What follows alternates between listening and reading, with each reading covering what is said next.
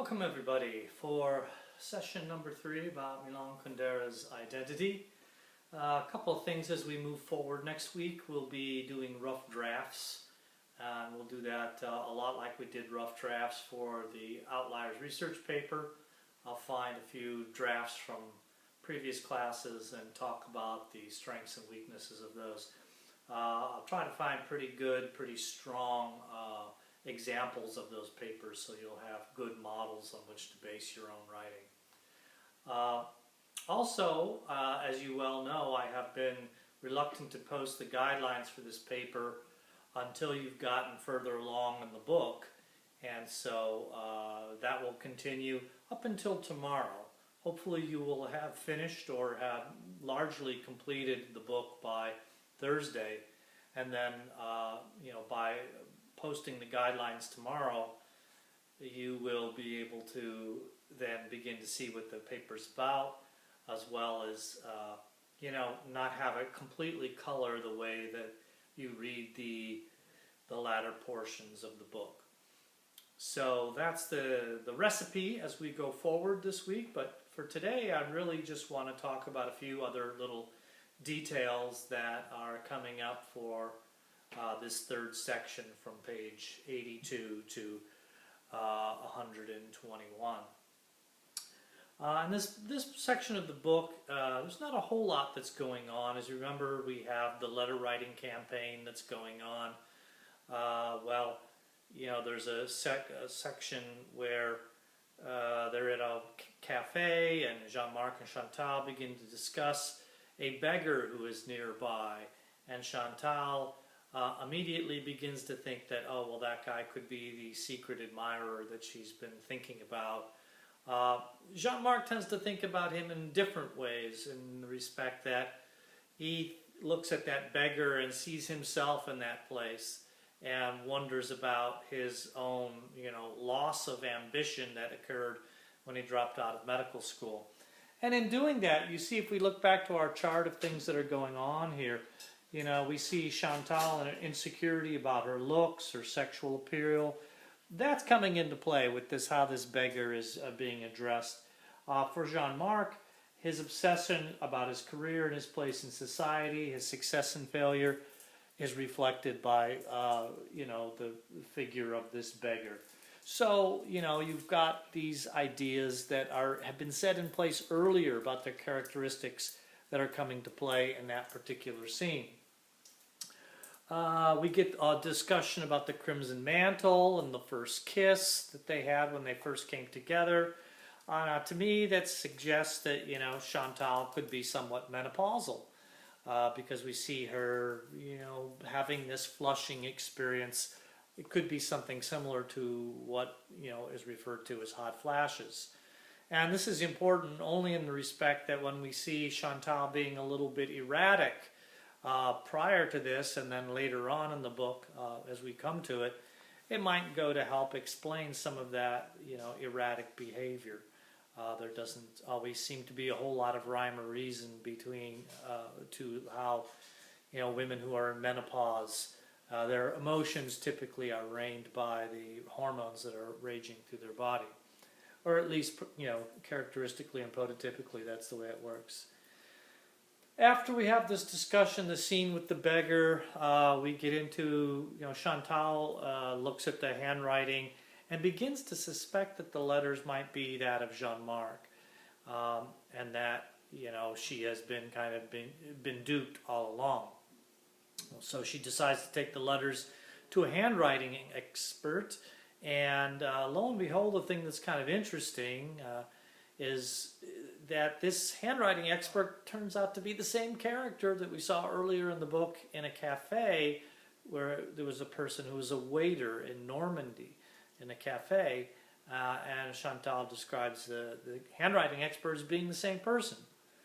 Now, what an incredible coincidence this is, and it should be one of the first times that we come to a situation where we really pause and say, hey, what the hell is going on here? This book seems to be flashing back in strange ways, and these strange coincidences starting to come to the fore. Well, the handwriting expert confirms that indeed the handwriting is Jean-Marc's. The next scene that develops then is Jean-Marc, thinking about why he has written these particular letters and how there was no real malice aforethought. All he really wanted to do was make Chantal feel good about herself. And it's revealed that the CDB really stands for Cyrano de Bergerac, who is a character, and you can follow the link in the write-up that I've done, from French literature, who proposes his love for another woman behind the mask of another man.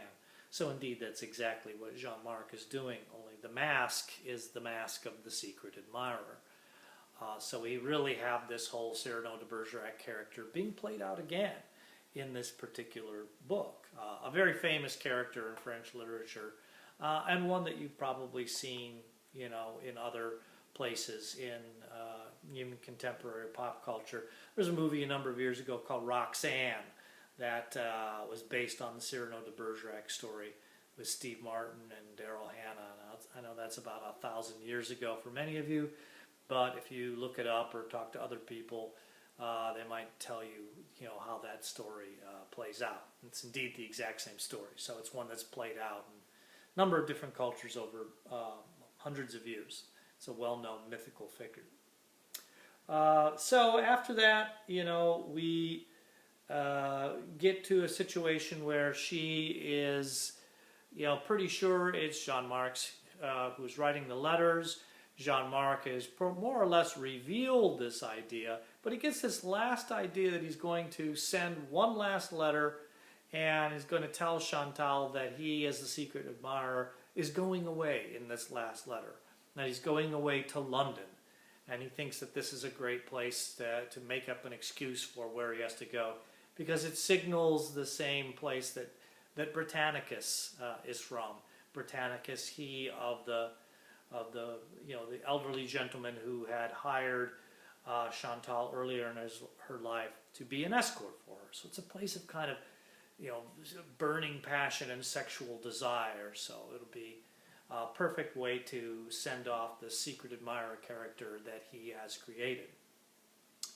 And as he puts the letter in the mailbox to set up that last scene, a character arrives who really takes, in my opinion, the book throws in a completely different direction. Kind of throws you as a reader a curveball, to use a baseball metaphor, and that is the sister-in-law arrives. And the sister-in-law really comes from out of nowhere. There's never been a particular reference to her throughout the book beforehand. It's just that it's her ex-husband's sister. And presumably when we meet this character, we would expect the sister-in-law to have a lot of disdain for Chantal because, she refused to have the child that earlier family was imploring her to have. And this, you would think would lead them to not feel or think very highly of Chantal. But lo and behold, the sister-in-law arrives on the scene with their 3 children in tow, paying a visit to Chantal at her apartment. And they seem ecstatic and overjoyed with Chantal. In fact, it's revealed one of the first things out of her mouth that, oh, we didn't have any problems with Chantal. It was my brother who was the real ghastly, fellow. It's him that we didn't like. And you're like, what's going on here? And, I think this is another place in the novel where things kind of take a strange turn, and you have to kind of rationalize, well, what's going on here? I mean, wait, I thought I had all this put together, and now I'm given this piece of information that makes me think about this person differently than I had before. And similarly, we think about Chantal the same way. Is she being menopausal here in terms of her not even being able to, focus correctly on this, or is she just being two-faced? Another one of those characteristics that we described her as having. She embodies contradiction and she's two-faced. Well, this is a perfect example of that aspect of her personality and her characteristic. The scene unfolds. We learn more and more about Chantal's relationship with her former husband, how she was kind of the dominant one, which you don't get a sense of that altogether at all. And this, of course, plays into the notions that Jean-Marc is having about, she, as we'll see here in a little bit, that she's really the strong one. She's the one who's dominant and control. She's the breadwinner. She's the money earner. And Jean-Marc is more of a marginal character, playing into his insecurities about success and failure in society. Okay? So that characteristic is coming to the fore here as well. So the scene develops to becoming ever more chaotic. We learn these revelations about Chantal's previous marriage. The sister, or Chantal, finally arrives home, and we see behind her eyes her utter disgust at that previous family and all of the previous notions we've had of how they intruded upon her and were so open, and they had this casual nudity around the pool, and one of them tried to urge the door in and force the door in while she was on the bathroom. And again, all of these point to her hypersensitivity about invasions of privacy, right? And along with that privacy, there's the discussion that Jean-Marc has about secrecy. Is the desire to keep things secret, is that a notion of one's privacy that one is trying to protect? So all of these ideas are kind of circling around in the same kind of thematic material, in the same thematic place. The scene finally ends when Chantal, hearing the children playing off in the bedroom, goes in to check on them, and she sees that they have rifled through her wardrobe and taken her underclothes, and one of them is wearing one of her bras as a Cossack's helmet. I think is a great image for that particular scene. And Chantal basically becomes unglued and goes off on them and dismisses all of them to go and leave, and and they are summarily dismissed from the scene. But then we're left there with that scene at the end of this section, which is really a pivotal one, where the letters that she has been hiding from Jean-Marc, that he has been writing to her, are revealed. And they both stand there now in full knowledge of each other's duplicity, if you will. And then the fourth section begins from there. And we see the book, go off and the plot develop and unwind from that particular really central, crucial moment. But that sister-in-law scene is an important one because it really is one that's quite unexpected for what we've seen and been told about these characters previously. So, continue reading this fourth section.